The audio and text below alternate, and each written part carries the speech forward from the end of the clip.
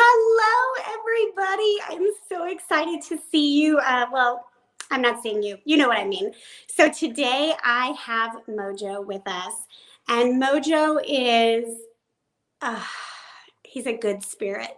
So he has done some tarot for me in the past, and we've done some shamanic drumming, and he's just in tune with spirit, nature, earth, all of the beautiful good things.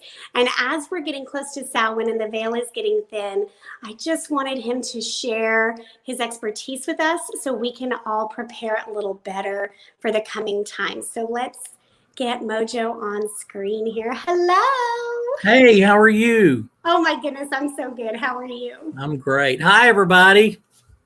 Yay, I know it's so hard, right? Like I can see them watching, but anyway. Oh, absolutely. I can feel them out there. I know they're there. Okay, so Mojo, real quick synopsis. What is Samhain? Samhain it's a holiday, and different cultures have different times.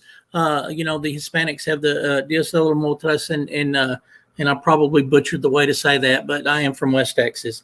But we all honor our ancestors and the deceased members of our family.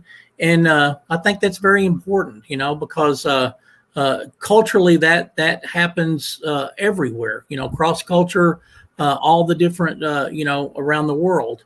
And it's very important for us as Americans because we have so many we move around so much. We have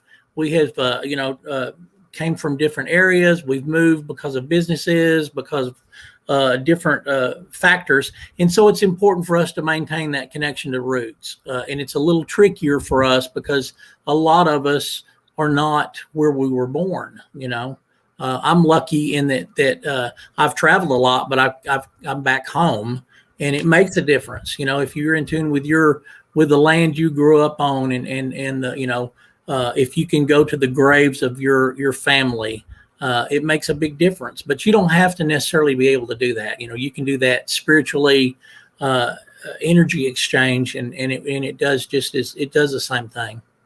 So I definitely feel that when I am in West Texas, my bones feel different. Oh, absolutely. Raised in that desert with that beautiful sky. But now being in Houston, to bring that with me, you're talking about graveyards and things like that. I practice Day of the Dead, Dia de los Muertos, and so I have a whole altar up. And the first time someone said, "Oh, that's ancestry worship," I was kind of like, "Oh, I guess it is. I guess I'm remembering those loved ones and their energy and their impact on my life." So I guess it is a form of worship and honoring them. But I had just never thought of it that way. Absolutely. Yeah.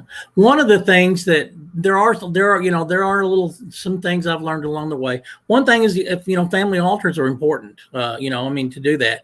But it's also important to understand that, if, and I'm just going to tell it like it is. Me, I always say, I don't buffer a whole lot. If they were grumpy, people in real life, they're probably grumpy spirits. So, be careful, you can honor them, but you want to make sure that you are careful that energy exchange is the same. It's just a little different. And one of the things I learned, if you put out food or if you put out water or whiskey or whatever, make sure you used a cracked vessel, which is like a little crack in the bowl. Just a second, I'll show you what this is. This is one of the bowls that I use. That my dad got my mom in World War II from Japan, and it's cracked. It's got some cracks in it. But what that does is that tells the spirit, "You're welcome. Come on in, but you can't stay." I love it. It's like boundaries, right? Because sometimes they like it. A lot of them, they miss having a body. And sometimes they kind of move in. It's just like family when they come to visit. It's like, okay, time's up. Y'all got to, don't let the door hit you on the butt on the way out. That spirits are that way too. So it's important to set boundaries and understand that there's a time limit, and so those are some of the main things that I see for this time of year, but it really fits into the whole scheme of your life. I mean, and we were talking a little bit this before the show. The key to the ancient mysteries was to know thyself. And it's important for us to know who we are And to truly know who we are, we need to know where we came from. And so for us to have that knowledge and to look at that and to read old family Bibles or to listen to old stories, the stories are probably that's the lifeblood of the family, is the stories. And too often now we've lost the art of storytelling. When I was growing up, that's what you did. This is a fun time to tell ghost stories, and one of the things that I do with my kids and did with my grandkids too is we used to get all the kids on the block and we would carve pumpkins, and then we would light them and make a big circle, and I would tell ghost stories. And as they got older, I would tell them, okay, the story about the witch and the horse, you tell it. Yeah. And I was trying to empower them to become storytellers, because that's a lost art. We don't have near as many storytellers now because, they're too busy looking at their phones or playing video games, and back in the day, stories and music, and food, sharing food was the big things that we did, So we actually got my mom, like an Audible book where essentially it asks her very specific questions so she can tell the family stories to us. Yesterday, my uncle passed away, so she's the last one of her family. She's the matriarch. If we don't have those stories with her, they're gone forever. They'll be gone. Absolutely. And that's tragic because it happens way too much these days. And most of the time you don't realize that's the case until it's too late. Yeah. You go, oh, like with my grandmother, I wish, now looking back, you go, I wished I'd have asked her this, or I wished I'd have asked her that, And so it's important for us holistically to know who we are and where we come from, because it's, we have a triple aspect of self, and that's mind, body, and spirit. And so it's important that, we address that. And it's like you doing yoga and me doing tarot. Those are aspects that we can use, tools that we can use, hopefully, to get more in tune with ourselves, whether it's spiritually, physically, mentally. And then we bring all of those together, and we look at the roots where we come from. And that's almost like the plant. You have your roots, you have your plant, and then we have the blossoms, we bloom. And that's really what it's all about, is being able to bloom. And we were talking briefly about, triggers. A lot of times people, especially with family, anytime the holiday season comes, you start seeing triggers. Yeah. And a lot of times people, most of the time people talk about negative triggers, but we have positive triggers as well, validations that, we're on the right path. What we're doing is good for us. We're living and speaking our truths, and that is sometimes kind of spooky and kind of scary, because we don't know for sure what our truths are if we don't really know who we are and where we're coming from. And so as we progress and as we learn more and as we grow, physically, mentally, and spiritually, we get a little more confident. Part of that comes with age. Part of that comes with screwing up. It's like, they always say, and I got a million old man stories, and no offense to anyone that doesn't have a lot of hair, but they say experience is a comb you get after you lose all your hair, and that's really what spirituality, what the holistic approach to the three aspects of self is, and this exactly what we're talking about with the stories.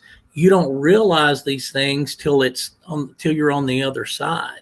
Yeah. And that's something, if we can make a connection with our ancestors, that, excuse the pun, that they're dying to tell us, take advantage of what you have while you have it, enjoy it, appreciate it, celebrate it, but also honor it, with spending time with them, with listening to them speak their truths, because that's so important, because they're not going to be here indefinitely. There's going to come a time when they're gone.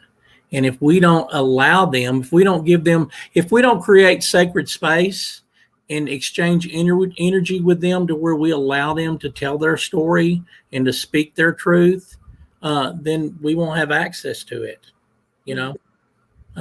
And to be able to do it from the other side is very, very different than to be able to do it from this side. From right here and now. Yeah. Because we're physical in the flesh, they're physical and in the flesh, and if we don't understand something, we can ask them, well, exactly who was that second cousin? Because there's a lot of details that we don't know, and it's a little trickier when the veil is thin. Yes, there's communication, there's contact, and there's energy exchange, but it's not the same as the physical interaction. And so that's important, to do and take advantage of it while you have the time. So 10 minutes is up, but real quick, what's one thing anyone can do in the next 3 or 4 days while the veil is thin to feel connected to their ancestors? I would say go to a family graveyard if there's one close by it, and leave some offerings, leave some flowers, whatever your heart, if your grandmother liked chocolate covered cherries, or if your dad smoked Swiss or sweet cigars, take one out there and put it down and tell them, vocalize your intention.